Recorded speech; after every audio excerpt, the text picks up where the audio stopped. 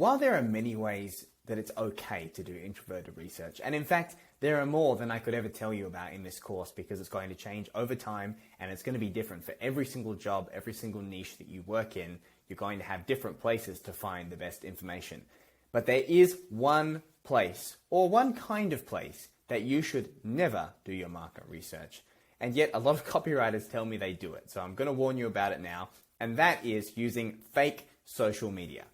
And what I mean by fake social media, I don't mean fake news or anything like that. I'm talking about things like TikTok, Twitter, or Instagram, where you are trying to be somebody you're not on these platforms. That is the whole premise of these platforms. Hence me calling them fake. So what I mean is on TikTok, for example, I do not use TikTok, but I do know of a surprisingly large amount of these platforms because I once did copy for a social media safety course that was aimed at parents.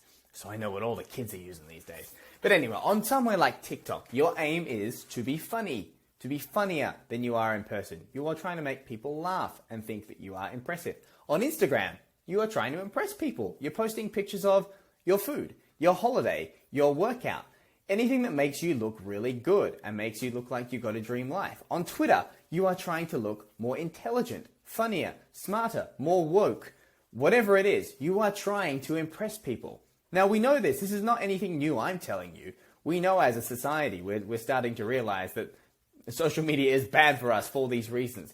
But I'm saying it's also bad for that reason to rely on these places for market research, because the whole premise of them is to project a version of yourself that you are not. So if you are relying on these places, like I've had many copywriters tell me they do, you are actively hurting your market research.